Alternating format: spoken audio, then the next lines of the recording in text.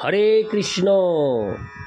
আজ 30শে আশ্বিন 1432 ও 17ই অক্টোবর 2025 শুক্রবার, একাদশী রমা।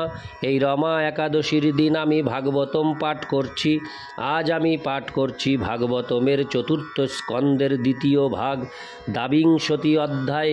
চতুষ্ষণের সঙ্গে পৃথু মহারাজের মিলনের শ্লোক 35 থেকে 36। নারায়ণ হে নারায়ণ, ভবভয়হরণং নারায়ণ, তত্রাপি মোক্ষ ইবার্থ আত্যন্তিকতো এষ্যতে, ত্রয়ীবর্গো হর্ত যত নিত্যং কৃতান্ত ভয় সংযুত। অনুবাদ: চতুর্বর্গের মধ্যে অর্থাৎ ধর্ম, অর্থ, কাম ও মোক্ষের মধ্যে মোক্ষকেই অত্যন্ত নিষ্ঠা সহকারে গ্রহণ করা উচিত। অন্য তিনটি বর্গ প্রকৃতির কঠোর নিয়মে মৃত্যুর দ্বারা বিনাশশীল। তাৎপর্য: মোক্ষকে অত্যন্ত ঐকান্তিকতা সহকারে গ্রহণ করা উচিত, এমনকি অন্য তিনটি বর্গ বর্জন করেও তা গ্রহণ করা উচিত। শ্রীমদ্ ভাগবতের শুরুতেই সুত গোস্বামী সেই সম্বন্ধে উপদেশ দিয়ে বলেছেন যে অর্থনৈতিক উন্নতির সাফল্যের ভিত্তিতে ধর্ম প্রতিষ্ঠিত নয়। যেহেতু আমরা ইন্দ্রিয় সুখ ভোগের প্রতি অত্যন্ত আসক্ত, তাই আমরা অর্থনৈতিক উন্নতি সাধনের উদ্দেশ্যে মন্দির অথবা গির্জায় গিয়ে ভগবানের কাছে ধর্ণা দিই। অর্থনৈতিক উন্নতির উদ্দেশ্যেও ইন্দ্রিয় সুখভোগ নয়, সব কিছুই এমনভাবে সামঞ্জস্য সাধন করতে হয় যাতে আমরা মুক্তি লাভ করতে পারি।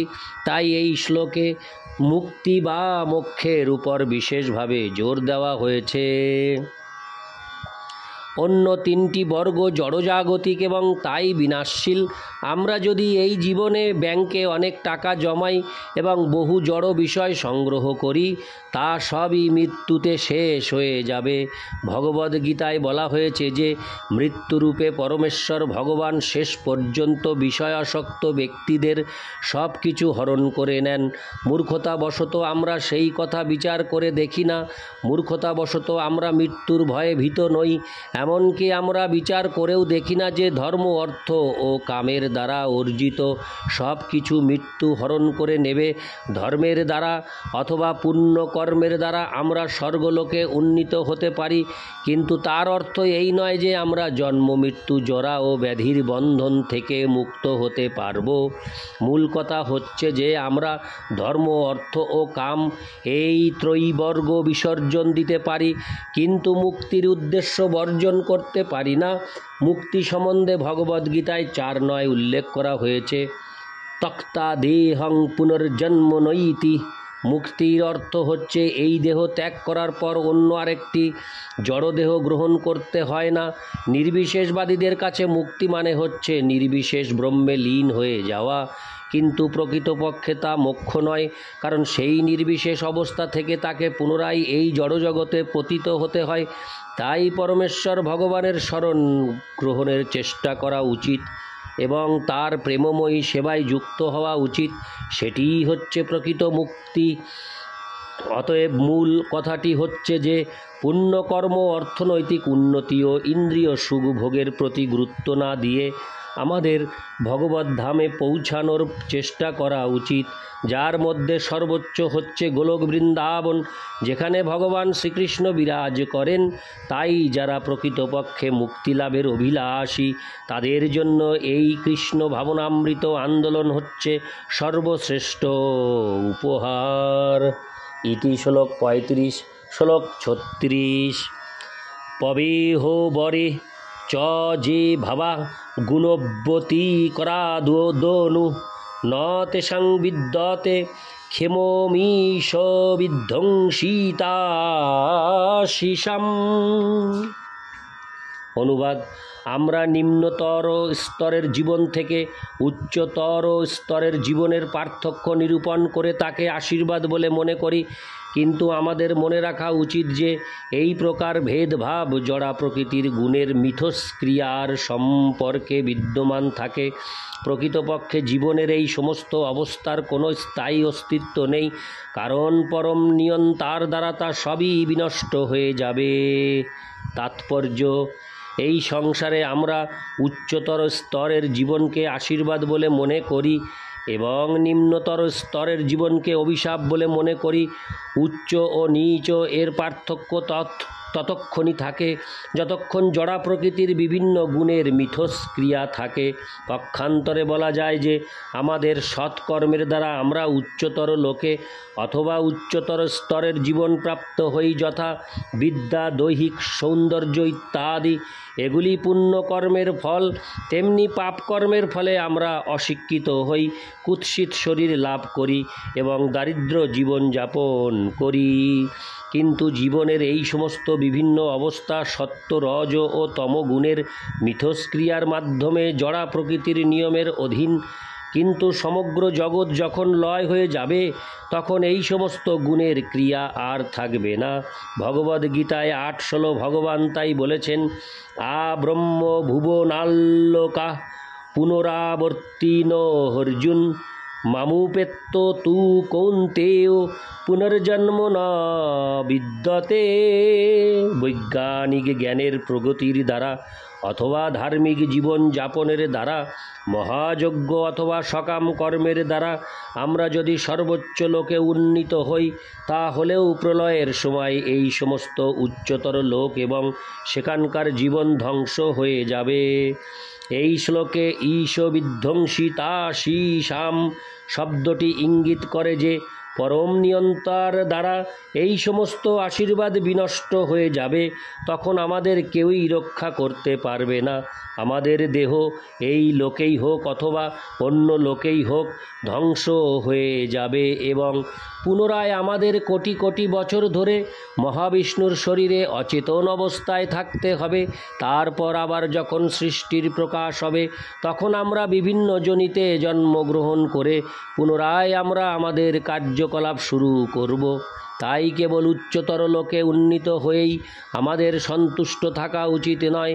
আমাদের চেষ্টা করতে হবে এই জড়জগৎ থেকে মুক্ত হয়ে চিৎ জগতে পরমেশ্বর ভগবানের আশ্রয় লাভের জন্য। সেটি আমাদের সর্বোচ্চ প্রাপ্তি। উচ্চ অথবা নিচ জড়জগতের কোনো কিছুর প্রতি আমাদের আকৃষ্ট হওয়া উচিত নয়। পক্ষান্তরে সব কিছুই সমস্তরের বলে আমাদের বিবেচনা করতে হবে।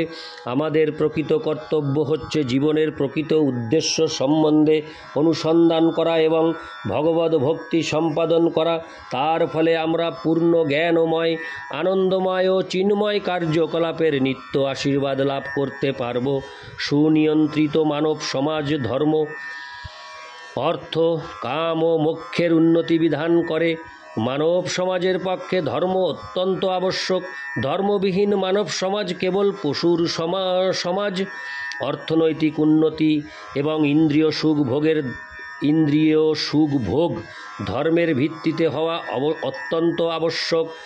যখন ধর্ম, অর্থ ও কামের সুনিয়ন্ত্রিতভাবে সমন্বয় সাধন হয় তখন এই জগতের জন্ম, মৃত্যু, জরা ও ব্যাধির থেকে মুক্তি সুনিশ্চিত হয়। কিন্তু এই কলিযুগে ধর্ম ও মোক্ষের কোনো প্রশ্নই ওঠে না। মানুষ কেবল অর্থনৈতিক উন্নতি এবং ইন্দ্রিয় সুখভোগের ব্যাপারে আগ্রহী। তাই সমগ্র পৃথিবী জুড়ে যথেষ্ট অর্থনৈতিক উন্নতি সত্ত্বেও মানব সমাজের আচরণ প্রায় পশুর মতো হয়ে গেছে। সব কিছু যখন উৎকটভাবে পাশবিক হয়ে যায় তখন প্রলয় হয়। এই প্রলয়কে ঈশ বিধ্বংসিতা শীশাম রূপে গ্রহণ করা উচিত। ভগবৎ প্রদত্ত অর্থনৈতিক উন্নতি এবং ইন্দ্রিয় তৃপ্তির আশীর্বাদ চরমে ধ্বংসের মাধ্যমে লয় হয়ে যাবে। কলিযুগের শেষে ভগবান কল্কি অবতার রূপে আবির্ভূত হবেন এবং তার একমাত্র কাজ হবে পৃথিবীর সমস্ত মানুষদের সংহার করা। সেই সংহার সাধনের পর পুনরায় স্বর্ণযুগ শুরু হবে। তাই আমাদের জানা উচিত যে আমাদের জড়জাগতিক সমস্ত কার্য ঠিক শিশুদের খেলার মতো। শিশুরা সমুদ্রের তীরে খেলা করে এবং তাদের পিতা সেখানে বসে দেখেন শিশুরা কিভাবে বালি দিয়ে ঘরবাড়ি, দেওয়াল ইত্যাদি বানিয়ে খেলা করছে। কিন্তু অবশেষে পিতা তার শিশুদের ঘরে ফিরে আসতে বলবেন, তখন সব কিছু ধ্বংস হয়ে যাবে। যে সমস্ত মানুষ শিশুসুলভ অর্থনৈতিক উন্নতি ও ইন্দ্রিয় সুখ ভোগের ব্যাপারে অত্যন্ত আসক্ত, ভগবান কখনো কখনো তাদের উপর অনুগ্রহ করে তাদের নির্মিত বস্তু ধ্বংস করে দেন। ভগবান বলেছেন, যস্যাহো মনু গৃহ্ণামি হরিষ্যে তদ্দনং শনৈ। ভগবান যুধিষ্ঠির মহারাজকে বলেছেন যে যখন তিনি তার ভক্তের সমস্ত জড়জাগতিক ঐশ্বর্য হরণ করে নেন তা তার ভক্তের প্রতি বিশেষ কৃপার প্রদর্শন। তাই সাধারণত দেখা যায় যে জড়জাগতিক বিচারে বৈষ্ণবেরা খুব একটা ঐশ্বর্যশালী হয় না, হরে কৃষ্ণ, হন না। বৈষ্ণব বা ভগবানের শুদ্ধ ভক্ত যখন জড়জাগতিক ঐশ্বর্য লাভের চেষ্টা করেন এবং সেই সঙ্গে পরমেশ্বর ভগবানের সেবার অভিলাষ করেন, তখন তার ভক্তি প্রতিহত হয়। তার প্রতি বিশেষ কৃপা প্রদর্শন করে ভগবান তার তথাকথিত সমস্ত অর্থনৈতিক উন্নতি এবং জাগতিক ঐশ্বর্য নষ্ট করে দেন। ভক্ত তখন অর্থনৈতিক উন্নতি সাধনের প্রচেষ্টায় বারবার নিরাশ হয়ে অবশেষে পরমেশ্বর ভগবানের শ্রীপাদপদ্মের আশ্রয় গ্রহণ করেন। এই প্রকার কার্য ও ঈশ বিধ্বংসিতাশীষাম বলে মনে করা উচিত, যার ফলে ভগবান জড় ঐশ্বর্য নষ্ট করে দেন কিন্তু পারমার্থিক উপলব্ধির দ্বারা তাকে ঐশ্বর্যমণ্ডিত করেন। আমাদের প্রচার কার্যে কখনো কখনো আমরা দেখতে পাই যে বিষয়াসক্ত মানুষেরা আমাদের কাছে এসে প্রণতি নিবেদন করে আশীর্বাদ ভিক্ষা করে। তারা আরও বেশি জড় ঐশ্বর্য লাভের আশীর্বাদ আকাঙ্ক্ষা করে। যদি এই জড় ঐশ্বর্য প্রতিহত হয় তাহলে ওই সমস্ত মানুষেরা আর ভক্তদের প্রণাম করবে না। এই প্রকার বিষয়াসক্ত মানুষেরা কেবল তাদের অর্থনৈতিক উন্নতি সাধনেই সর্বদা আগ্রহী। তারা সাধুদের অথবা পরমেশ্বর ভগবানকে প্রণতি নিবেদন করে এবং তাদের প্রচার কার্যের জন্য কিছু দান করে যাতে তারা অর্থনৈতিক উন্নতি সাধনের আশীর্বাদ লাভ করতে পারে। কিন্তু কেউ যখন ভগবদ্ ভক্তিতে ঐকান্তিকভাবে আগ্রহী হন তখন ভগবান সেই ভক্তকে তার জড়জাগতিক উন্নতি সাধনের চেষ্টা পরিত্যাগ করে সম্পূর্ণরূপে তার শরণাগত হতে বাধ্য করেন।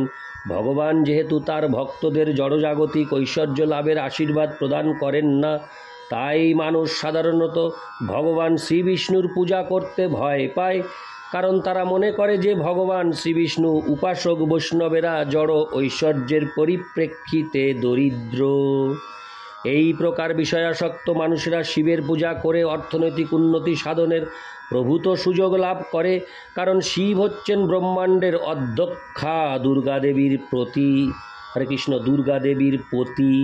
শিবের কৃপায় শিব ভক্তরা দুর্গাদেবীর আশীর্বাদ লাভের সুযোগ প্রাপ্ত হন। যেমন হরে কৃষ্ণ, যেমন রাবণ ছিল মস্ত বড় শিব উপাসক ও শিবের ভক্ত এবং তার ফলে সে দুর্গাদেবীর এমন কৃপা লাভ করেছিল যে তার সমগ্র রাজধানী সোনা দিয়ে তৈরি হয়েছিল। সম্প্রতি ব্রাজিলে প্রচুর পরিমাণ সোনা পাওয়া গেছে এবং পুরাণে প্রাপ্ত ঐতিহাসিক তত্ত্ব থেকে আমরা সহজেই অনুমান করতে পারি যে সেটি ছিল রাবণের রাজধানী, কিন্তু সেই রাজধানী রামচন্দ্র ধ্বংস করে দিয়েছিলেন। এই প্রকার ঘটনা অধ্যয়নের ফলে আমরা ঈশবিধ্বংসিতাশীষাম শব্দটির পূর্ণ অর্থ হৃদয়ঙ্গম করতে পারি। ভগবান তার ভক্তদের জড়জাগতিক আশীর্বাদ প্রদান করেন না, কারণ তার ফলে তারা জন্ম, মৃত্যু, জরা ও ব্যাধির চক্রে পুনরায় এই সংসারে আবদ্ধ হয়ে পড়তে পারেন। জড়জাগতিক ঐশ্বর্যের ফলে রাবণের মতো ব্যক্তিরা ইন্দ্রিয় সুখ ভোগের জন্য গর্বিত হয়ে ওঠে। রাবণ ভগবান শ্রীরামচন্দ্রের পত্নী ও ঐশ্বর্যের অধিষ্ঠাত্রী লক্ষ্মী দেবী সীতা দেবীকে হরণ করার দুঃসাহস করেছিল। সে মনে করেছিল যে ভগবানের আহ্লাদিনী শক্তিকে সে উপভোগ করতে পারবে, কিন্তু প্রকৃতপক্ষে সেই প্রকার কর্মের দ্বারা রাবণ বিধ্বংসিত অর্থাৎ বিনষ্ট হয়েছিল। বর্তমান মানব সভ্যতা অর্থনৈতিক উন্নতি ও ইন্দ্রিয় তৃপ্তি সাধনের প্রতি অত্যন্ত আসক্ত হয়েছে এবং তাই ধ্বংসোন্মুখ হয়ে উঠেছে। ইতি শ্লোক 36। নারায়ণ হে নারায়ণ ভবভয় হরিণম নারায়ণ। হরে কৃষ্ণ।